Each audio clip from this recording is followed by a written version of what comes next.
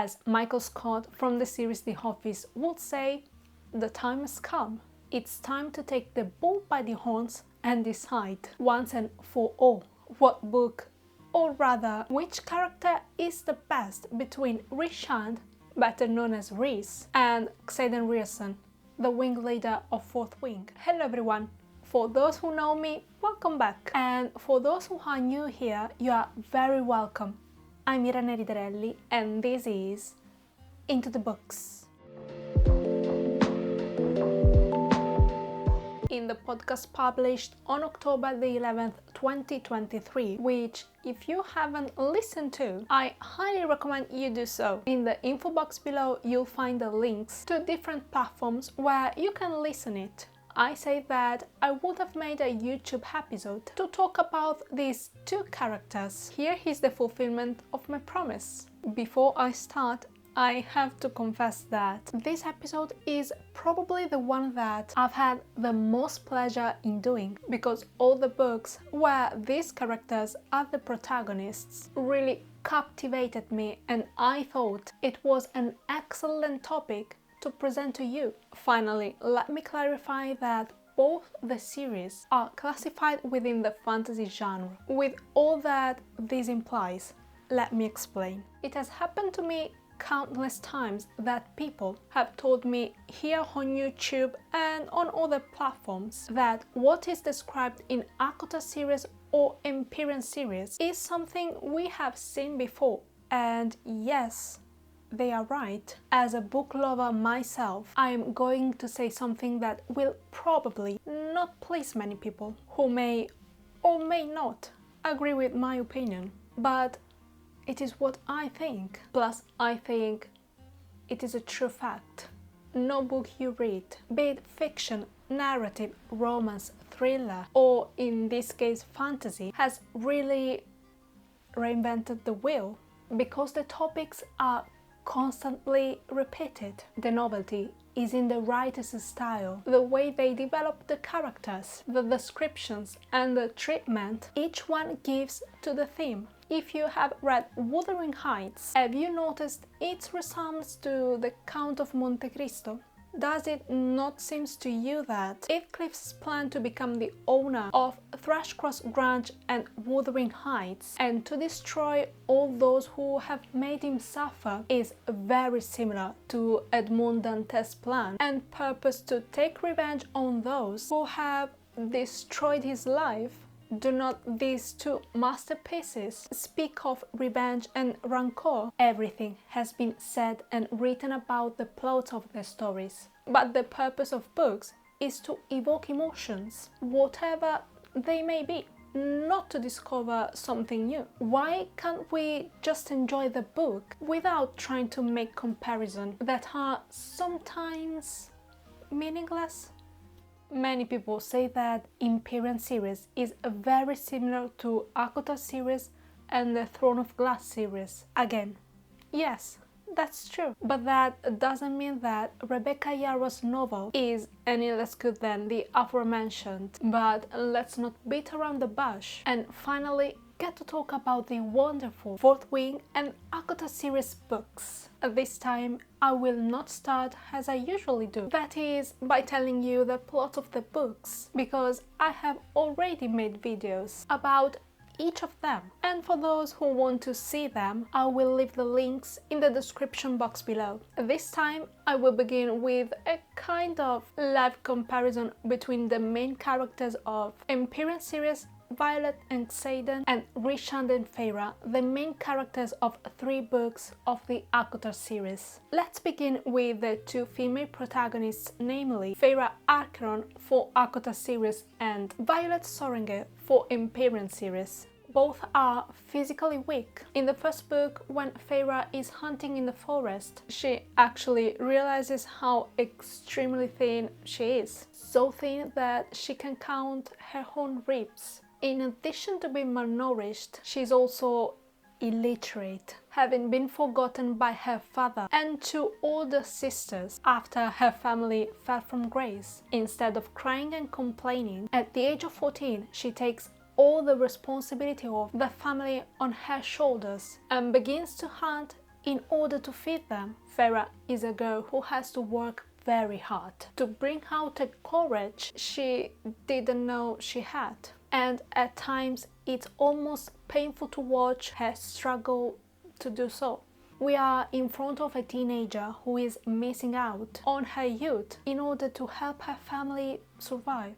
Due to a connective tissue disorder, Violet easily bruises, dislocates joints and breaks bones. She is described as a small and frail young woman, but at the same time intelligent, because what she lacks in physical strength, she makes up for in the agility of her mind. All her life, she has been trained to enter the scribe quadrant, which means she has spent most of it studying, observing and learning to adapt and respond effectively to her circumstances. She and Feyre share this last particular trait, as both young women are like water. They are able to adapt quickly to any occasion. They both have issues with their mothers. Feyre's mother died when she was little more than a child, but even then, her mother made certain decisions that continue to have hard effects on Feyre's life. Violet's mother, on the other hand, is still alive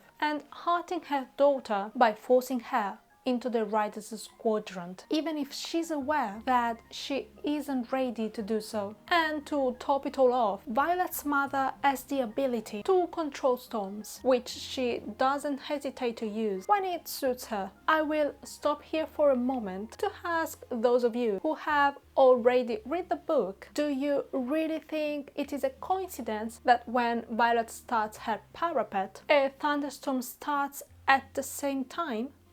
Judge by yourselves.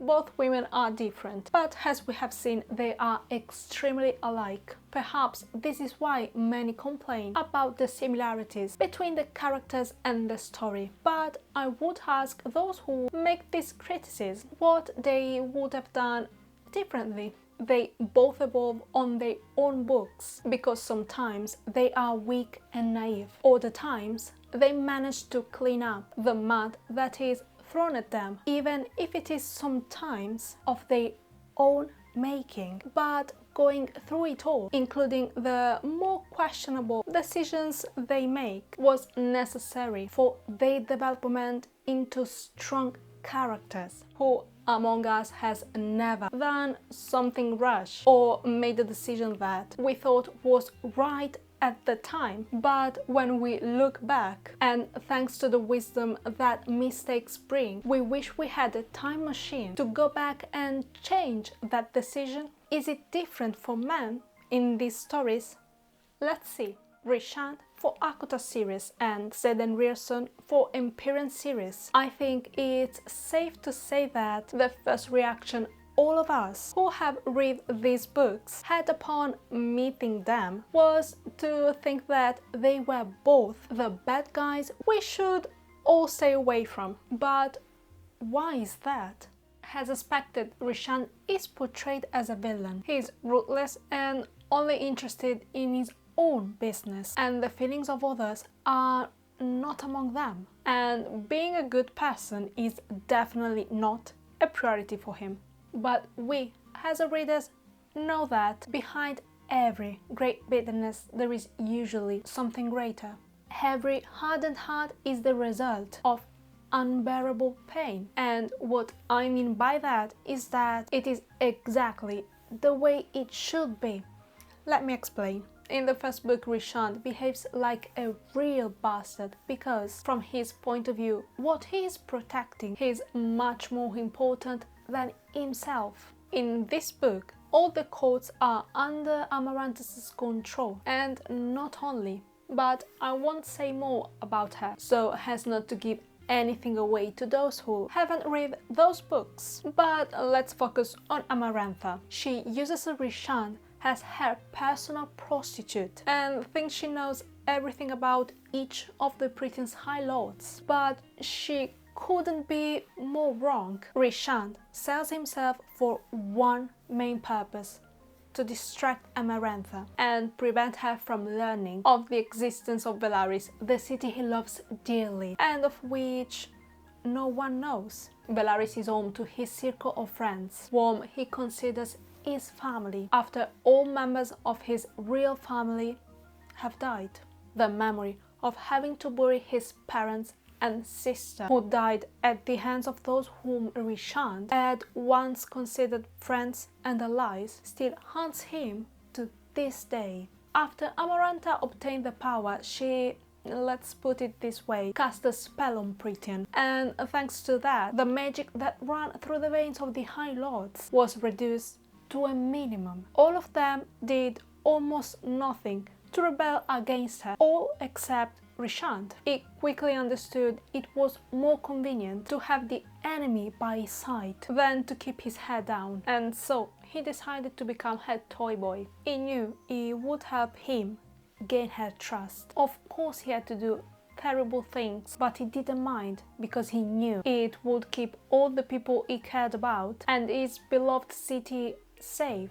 Was it predictable that this kind of behavior would lead to him being cast as the villain in the story? Obviously, yes, but was it necessary to portray him that way? My personal opinion is that Rishant's character growth would not have been as fantastic as it was if the author had portrayed him differently. Things aren't much different with Xaden Rierson. He is the villain in Violet's world, but she didn't know it until her sister warned her to stay away from him just before she had to go across the parapet. But as we progress in the story, we begin to understand Xaden's behavior, and by the end we empathize with him to the point of mentally start defending him against the other main characters in the book, including Violet herself. Can I say that Xaden is not very similar to Rishant?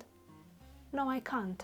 Because in my opinion they are indeed very similar, and I have the impression that Rebecca Yarros was inspired in one way or another by the characters of Sarah J. Maas, although I have to clarify that I think Xaden is more like Ezreal than Rhys. I can't deny that Xaden and Rhys have a lot in common. Is it a problem for me as a reader? Not at all. Because as I said earlier in this video, they are not the only similar characters. Doesn't Mr. Darcy in Pride and Prejudice resemble Mr. Rochester in Jane Eyre? Do their similarities deprive the reader of enjoying their amazing characters in their stories? Of course not. One of the things I like to do when I'm reading books is to go back and think about all the characters I've read in other novels and see if they are similar to the main character in the book I'm reading, and if they are, I make a mental list to see where they are better or where they fall short. The beauty of reading is precisely this: help to develop creativity and critical thinking. Rebecca Yarros could have been inspired by Sarah J. Maas, but instead of focusing our attention on that particular aspect, which by the way is just an assumption, we could ask ourselves what or how Rebecca could have written differently to improve her characters. What do you think? As we said before, everything about novels, fiction, fantasy, etc. has already been said and written. So if we go back in time a bit, we could also ask ourselves what the sources of inspiration for Sarah J. Maas were, because surely she created her characters inspired by others. In my opinion, the Suriel from the Court of Thorns and Roses is the, let's say, more mature version of the mentor character from Harry Potter. But Sarah gave him such a masterful twist that I personally enjoy her version more than J.K. Rowling's. We have reached the end of today's episode. Thank you for joining me until here. Let me know if you agree with my opinions, and if you don't, please leave your comments or opinions below. I'd love to discuss them with you. If you haven't already done so, I invite you to subscribe to the channel, turn on the notification bell, and share this video with someone you think might be interested. As usual, I'll see you next week.